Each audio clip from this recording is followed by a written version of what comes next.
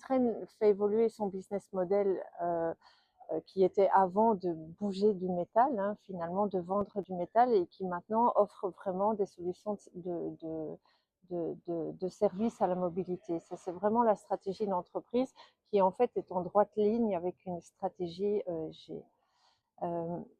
Tous les bénéfices que l'on retire à avancer de la sorte, c'est d'abord avoir une offre qui est totalement en ligne avec les attentes du client, c'est avoir une offre qui est totalement en ligne avec les besoins des futures générations. C'est aussi tous des bénéfices en termes d'attractivité des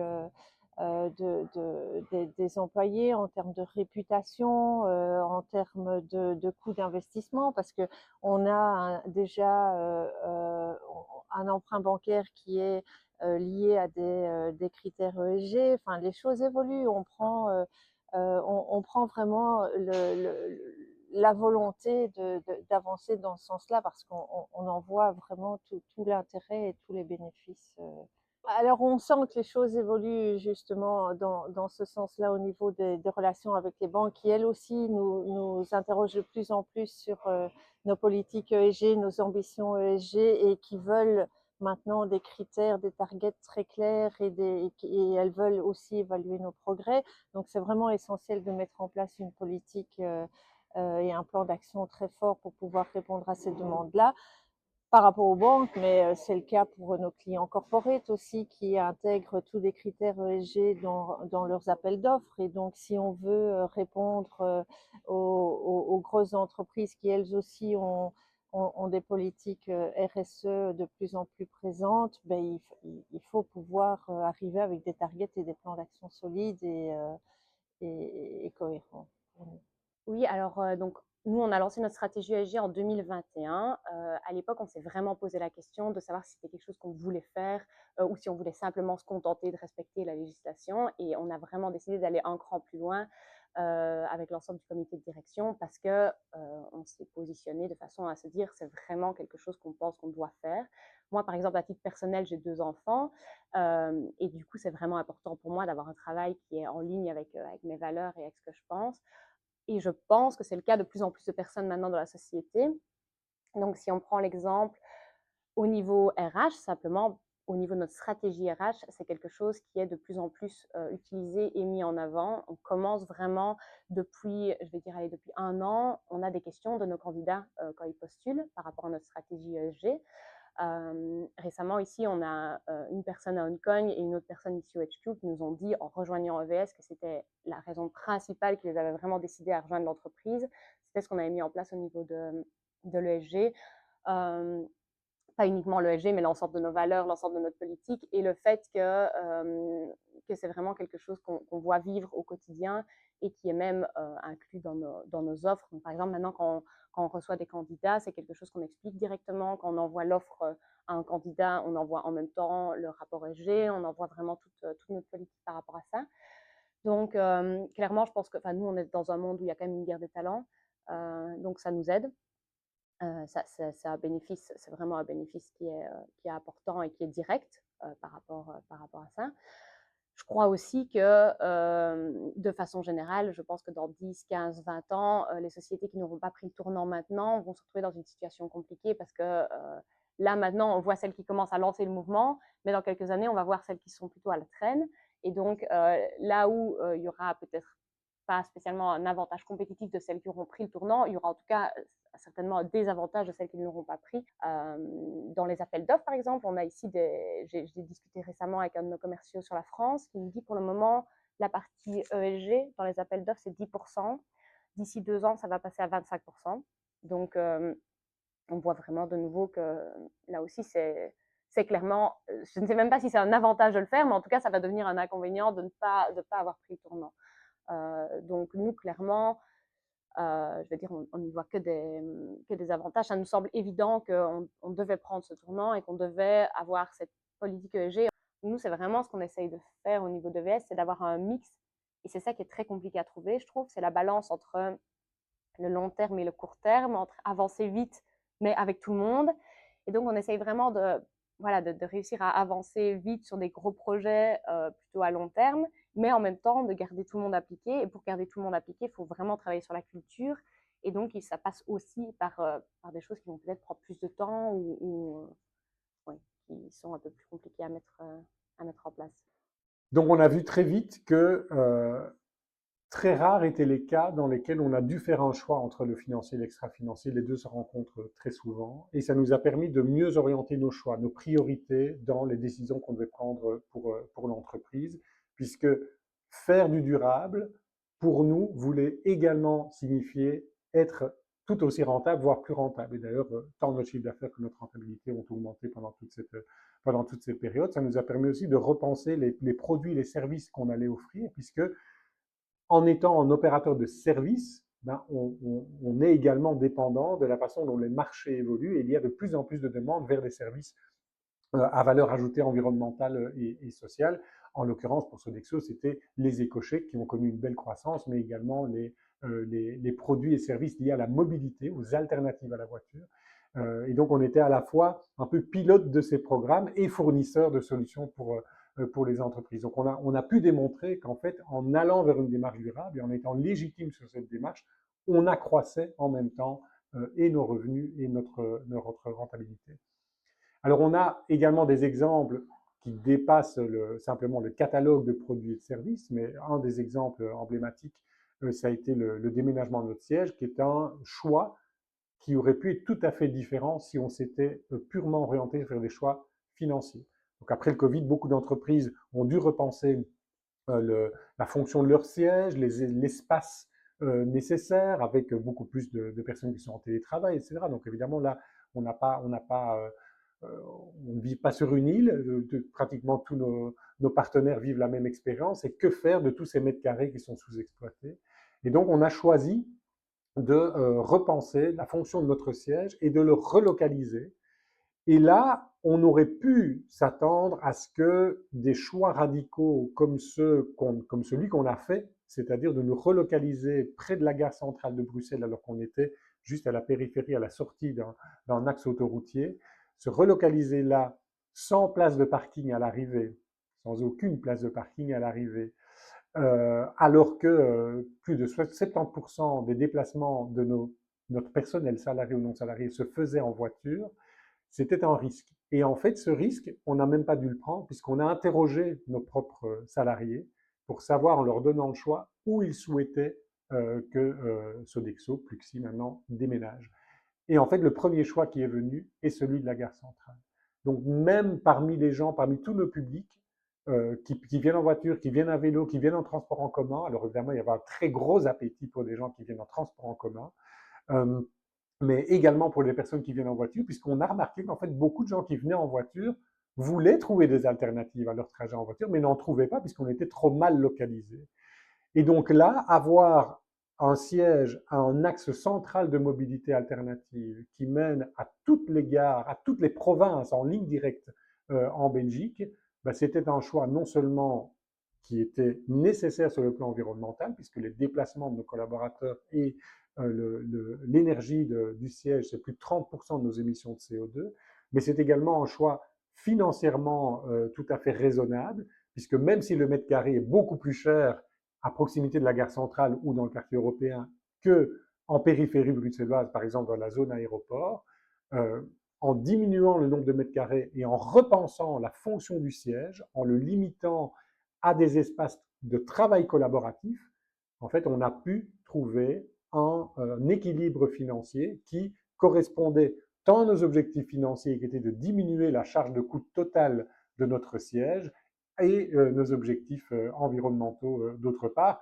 tout en accroissant, selon nous, notre attractivité en tant qu'employeur, puisqu'on avait aussi, comme par hasard, une cartographie de nos employés qui montrait en fait que nos employés se trouvaient surtout dans les axes autoroutiers ou de routes nationales qui mènent vers notre bureau. On avait énormément de mal à recruter des gens d'Anvers, de Gand, de Liège, du Limbourg et du Hainaut occidental, pour qui c'était tout simplement quasiment impossible, en tout cas c'était extrêmement lourd de venir jusqu'au bureau et qui maintenant ont un accès en ligne directe, où en gros ils sortent du train et ils sont directement à leur bureau. Alors, on l'a intégrée dans notre business model parce qu'elle faisait partie intrinsèque du business model. La seule chose qu'on a fait, c'est peut-être beaucoup plus l'articuler Insight, c'est une entreprise qui fait de l'optimisation. Donc, on rend les process avec une efficience d'utilisation des ressources. Donc ça, c'est ce qu'on fait. Les gens n'en avaient pas forcément conscience en interne, vraiment plus que ça. Donc, on a permis vraiment, la première chose qu'on a fait, c'est articuler ça. Et en l'articulant, on s'est rendu compte que c'était vraiment notre raison d'être aussi. Et ça nous a permis de faire des choix par rapport à des choix plutôt de business, dans quel business on va. Nous, on est présent dans 2 secteurs d'activité qui sont le life science et l'énergie. Ce sont 2 secteurs dans lesquels on sait qu'on peut avoir un impact plus important. Donc, au niveau qui ont besoin, ou dans lequel il y a pas mal de gaspillage, dans lequel il y a vraiment besoin de faire la part belle aux énergies renouvelables. Donc, en fait, on est dans 2 secteurs d'activité qui sont importants. Et si on choisit demain de travailler dans un autre, d'optimiser un autre secteur d'activité, on le choisira certainement aussi en fonction de l'impact qu'on peut avoir. Ça, c'est la première chose. C'est vraiment au niveau de l'entreprise en tant que telle. Ensuite, au niveau de comment on fait les choses, c'est-à-dire qu'on a mis en place pas mal de... voilà, on essaie d'être bien au niveau mobilité. On essaye de faire... ça fait très longtemps qu'on calcule nos émissions de CO2 pour essayer de voir comment est-ce qu'on peut atteindre finalement le niveau moindre au niveau de l'impact négatif qu'on génère. Donc, on a des objectifs SBTI. Et donc, ça nous oblige tout ça. Ça nous oblige à faire des efforts, ça nous oblige à réfléchir à la manière dont on travaille. Et ça a des bénéfices énormes. Parce que ça a permis vraiment aux gens de se rendre compte de tout ce qu'on faisait. Ça a permis d'avoir pas mal d'attractivité globale. Et l'attractivité, on le voit comment?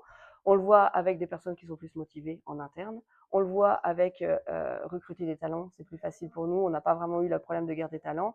On le voit avec même l'attractivité au niveau des financements. Comment est-ce qu'on arrive à avoir des financements certainement beaucoup plus facile. Moi, en tant que CFO, je vois aussi que les banques demandent de plus en plus de montrer patte blanche pour pouvoir avoir accès aux capitaux, quoi qu'il en soit. Donc, ça aide, c'est certain. Donc, je pense que ce que je pense aussi, c'est que de toute façon, on a commencé tout ça bientôt. On a été la première entreprise wallonne à être Bicorp. Et en fait, on a vraiment été dans cette mouvance-là de progression. Et je pense que plus vite on fait les choses, plus vite on les met en place, moins il y aura d'efforts par la suite. Et donc, typiquement, le fait qu'on ait déjà travaillé sur tout ce qui est S aussi, on oublie souvent le S, hein, le social et tout, mais donc on fait attention à nos gens chez Inside, on calcule aussi nos taux, par exemple, d'absentéisme qui est très faible. Ça nous permet, ce sont toutes des données sur lesquelles on pourra se servir pour faire le CSRD et pour d'autres reporting non financiers qui vont être obligatoires demain. Donc, le fait qu'on a déjà travaillé pas mal à ça en amont nous facilitera la vie par la suite.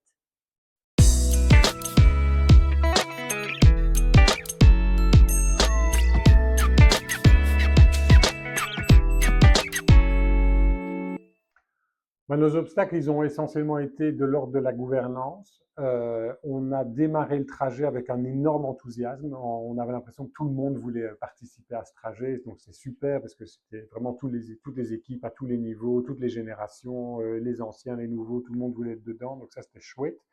Par contre, évidemment, nos processus internes, nos processus décisionnels restaient dans une logique quand même très financière.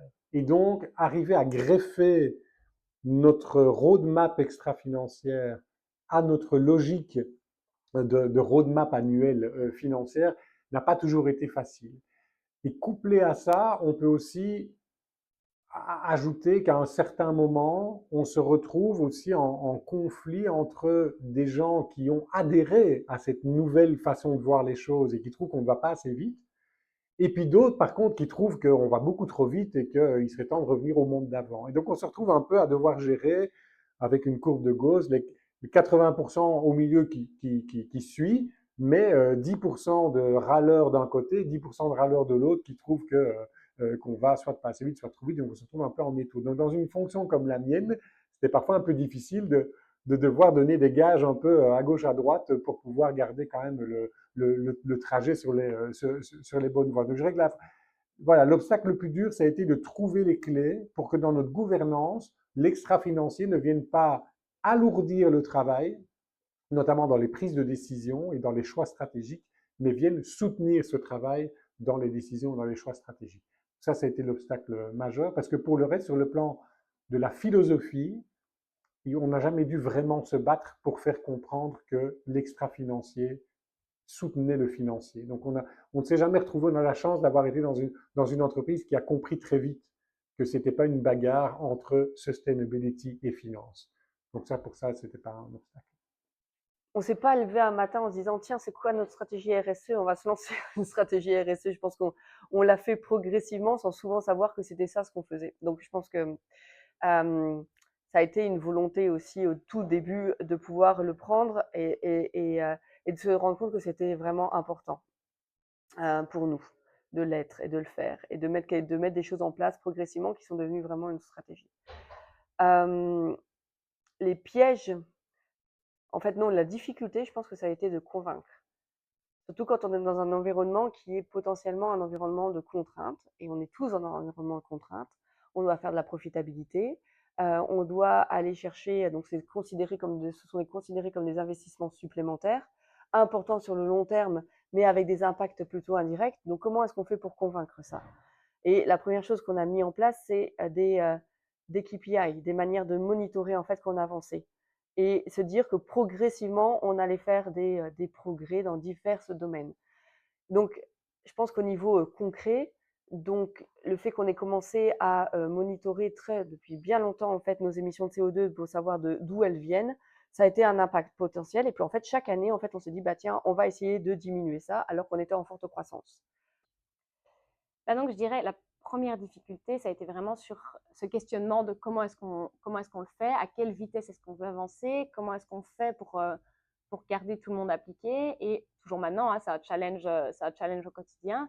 Le fait que ça fasse partie de la culture de l'entreprise, on voit quand même que, je pense au niveau de VS, mais au niveau sociétal dans son ensemble, toutes les personnes ne sont pas du tout au même niveau par rapport à ce qui est ESG, entre les plus jeunes, les plus âgés, entre différentes cultures. Nous, on a des bureaux en Chine, des bureaux aux États-Unis et des bureaux ici en Belgique. On est vraiment sur une culture totalement différente. Donc ça, pour moi, c'est vraiment le plus gros enjeu, c'est d'arriver à petit aligner tout le monde sur pourquoi c'est important, qu'est-ce qu'on veut faire et quelle est l'ambition qu'on veut avoir. Ici, ce qu'on vient de lancer début de cette année, on a maintenant des ambassadeurs ESG dans nos plus gros offices. Donc, on a un bureau à Fairfield, donc à New York, près de New York, un bureau aux Pays-Bas, nos gros bureaux en France, nos bureaux en Allemagne, notre bureau à Hong Kong. Là, on a décidé d'avoir un ambassadeur ESG dans ces bureaux-là, qui va être en charge de justement relayer la stratégie ESG, nous remonter aussi, à l'inverse, nous remonter les particularités liées à la culture, liées à l'office en question, à tout ce genre de choses. Si je prends bêtement l'exemple, je suis allée aux États-Unis il y a quelques semaines ici, et je discutais avec les gens là-bas, et ils me disaient, ah, mais en matière de ESG, en fait, comment est-ce qu'on peut faire? Parce que nous, on ne recycle pas, donc en fait, ils se relayent à tour de rôle pour ramener les déchets du bureau et recycler chez eux. Et en fait, c'est le genre de truc qui, nous, d'ici, ça nous paraît tellement évident. Moi, je ne me suis jamais dit, ah tiens, aux États-Unis, peut-être qu'ils ne recyclent pas les déchets. Et donc, on est en train de mettre des ambitions 2030 qui sont vraiment très élevées en termes d'empreinte carbone, que ce soit au niveau de nos produits et solutions ou même au niveau de l'entreprise. Et à côté de ça, parfois, on ne se rend pas compte qu'il y a des réalités totalement différentes selon les différents endroits. Donc ça, je pense que c'est quelque chose qu'il faut arriver à garder en considération. Ça ne doit pas empêcher d'avancer, mais il faut se dire, OK, tout le monde n'avance pas à la même vitesse et il faut arriver à garder tout le monde quand même impliqué. Et ça, pour moi, c'est le plus grand défi. Même au niveau de la Belgique, hein, on a quand même des personnes qui ne sont pas toutes au même niveau. Si je prends ici, on a fait notre enquête d'engagement, on fait une enquête d'engagement annuellement. C'est la première année où on a un sujet qui a plus de commentaires d'open comments que les voitures. C'est cette année et c'est à propos de l'ESG, donc je suis contente. Au moins les gens en discutent. Et par contre, dans les open comments, on a vraiment même en Belgique, hein, on en a qui nous disent on n'est pas assez ambitieux, on va pas assez vite, et d'autres qui nous disent sérieusement avec votre ESG. Donc, il y a cet aspect-là quand même ici en Belgique, pour moi, qui est aussi quand même fort lié aux différences de génération. On a la difficulté aussi de communication et de législation. Il n'y a rien à faire, la législation pousse quand même, et je pense que c'est une bonne chose parce que ça permet de faire avancer. Mais quand je vois parfois le temps qu'on doit passer sur le rapport annuel pour être en ligne avec la législation, parfois je me dis, OK, peut-être que l'effort qu'on met dans ce qu'on communique et dans ce qu'on reporte, ce serait bien qu'on puisse le mettre dans nos actions. Ça nous permettrait d'avancer d'autant plus vite, même si je comprends très bien la nécessité derrière. Donc ça, c'est quand même, c'est un enjeu aussi, c'est le temps et l'énergie que ça prend. Et arriver à attirer tout le monde et à garder tout le monde motivé sans s'essouffler parce que c'est pas un sprint, c'est un marathon, mais en même temps, il faut sprinter. Donc, il faut arriver à trouver le juste équilibre.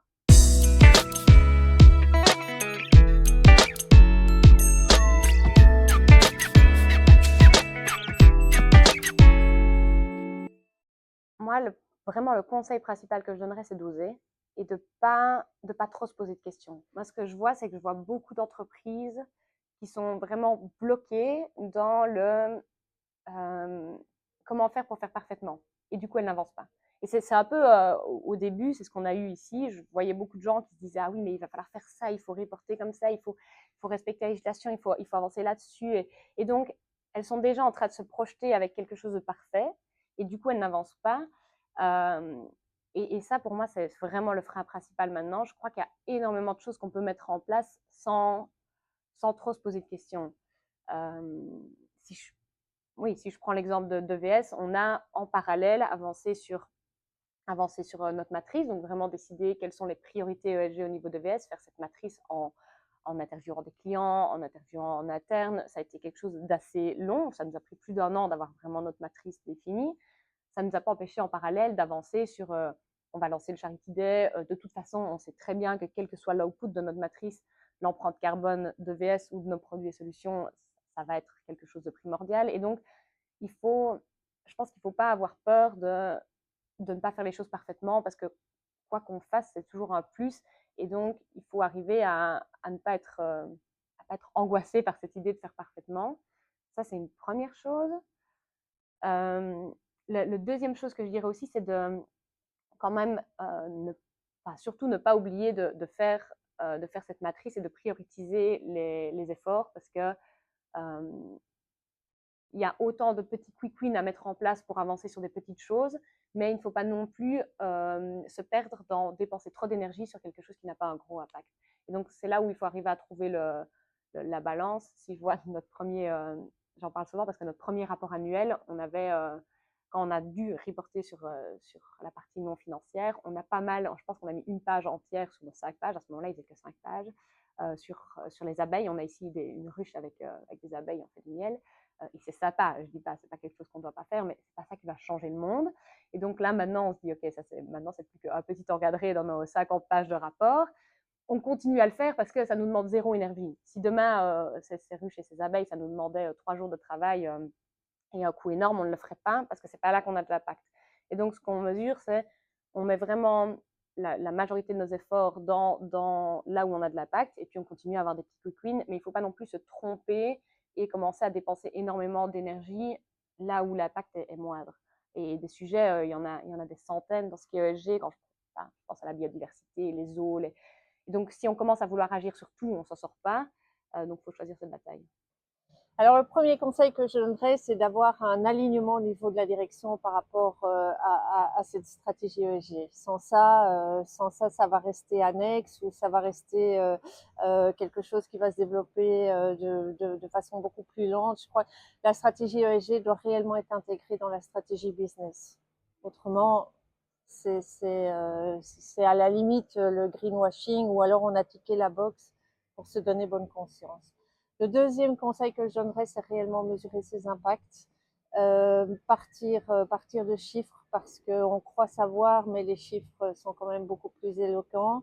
Quand on définit son plan d'action, il faut les challenger avec des chiffres et faire ses projections sur le long terme parce que on croit aussi savoir, mais quand on voit vers où on va, finalement, on se rend compte de la force des chiffres. Le troisième conseil que je donnerais, c'est passer du temps à sensibiliser et à informer vos collaborateurs parce que partez du principe que la plupart des gens n'ont qu'une vision très limitée du contexte climatique et il faut vraiment redonner une vision d'ensemble et expliquer pourquoi on le fait. C'est vraiment primordial pour moi. Je leur conseillerais de ne pas le faire seul. Donc, il faut une gouvernance qui soit claire. Donc, par exemple, c'est mon équipe il y a quelqu'un dans mon équipe qui fait finance et durabilité. Je trouvais que ça allait très bien ensemble et qu'il était vraiment motivé pour le faire. Donc, il y a cette motivation intrinsèque, évidemment. Mais en fait, on n'a pas lancé des choses seules dans notre coin. On a essayé d'avoir souvent avec nous des personnes dans l'organisation, de tous bords, de tout département, pour pouvoir nous aider à mettre des choses en place, pour pouvoir aussi convaincre potentiellement d'autres personnes. Et aussi, on essaye d'avoir une communication très active au niveau du conseil d'administration parce que c'est aussi important qu'ils nous soutiennent. Je dirais que le conseil majeur que j'aurais envie de donner, c'est de trouver l'équilibre entre la responsabilité et l'indulgence envers nous-mêmes. On doit, pour beaucoup d'entreprises, changer un modèle, ou en tout cas le faire évoluer, un modèle sur lequel on s'est reposé pendant des années et qui a fonctionné pendant des années. Et c'est pour ça que je dis toujours, on doit être responsable parce qu'on est acteur du changement, l'entreprise est un acteur social, et en même temps, on doit être indulgent. Si ça ne va pas assez vite, c'est aussi normal. Et c'est pas de la faute des gens. C'est pas de la faute des personnes qui travaillent pour l'entreprise au quotidien, que ce soit au niveau décisionnel ou pas, puisque le modèle dans lequel on a fonctionné pendant des années, il fonctionnait.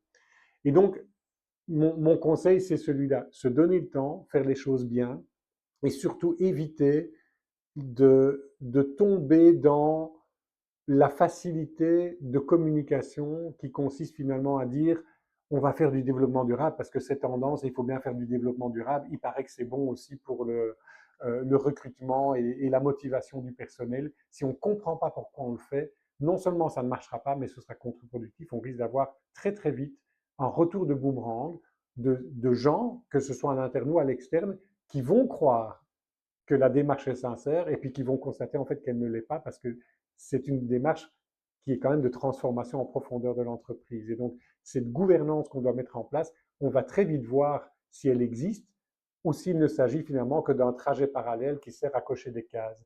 Si c'est ça, c'est qu'alors il y a encore beaucoup de travail à faire derrière pour comprendre pourquoi on fait ce trajet. Donc, mon conseil, c'est celui-là, ne pas aller trop vite, comprendre pourquoi on le fait et être indulgent envers soi-même et envers les personnes avec lesquelles on travaille.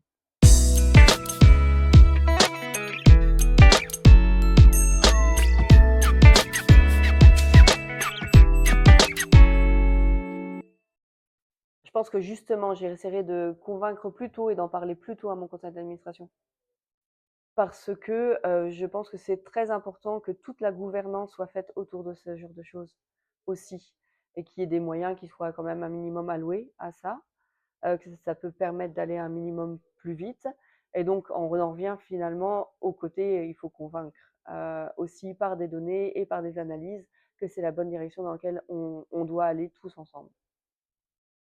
Alors, il y a une chose que on a mis un peu de côté, c'est une grosse erreur et c'est quelque chose sur lequel on va travailler cette année, c'est qu'après avoir sensibilisé, informé, on a un peu diminué la communication sur le sujet, alors que c'est essentiel de continuer à communiquer de façon régulière pour montrer que ça vit, pour réexpliquer. Il faut taper sur le clou pour qu'un message passe. Il doit être communiqué 7 fois, mais là, franchement, on n'y est pas. Donc ça, c'est vraiment quelque chose qu'on veut prendre en main, certainement en interne. Et puis après, à l'externe, parce que je pense que c'est important, surtout pour une entreprise qui est leader dans son secteur, d'essayer d'inspirer d'autres acteurs. Et donc la communication est vraiment quelque chose sur lequel on doit travailler. Bah, franchement, je ne sais pas trop, parce qu'il y a des choses, on a fait parfois des erreurs ou on a parfois réajusté, mais en fait, je pense que c'est aussi important justement parce qu'il faut avoir quelque chose qui nous correspond. Et donc, on ne peut pas se contenter de prendre quelque chose qui a été fait à l'extérieur et de faire un copier-coller. Donc, parfois, on a essayé quelque chose, puis ça a moins bien marché, et voilà, finalement, on l'a stoppé ou on a réorienté. Il y a peut-être que des choses que j'aurais faites plus vite, par exemple les ambassadeurs dans les offices, ici qu'on vient de lancer cette année. C'est vrai que là, ça fait 1 an que j'y pensais et j'ai un peu traîné. Je pense que j'aurais fait ça plus tôt, pour vraiment nous assurer d'avoir plus vite l'ensemble des offices partout dans le monde.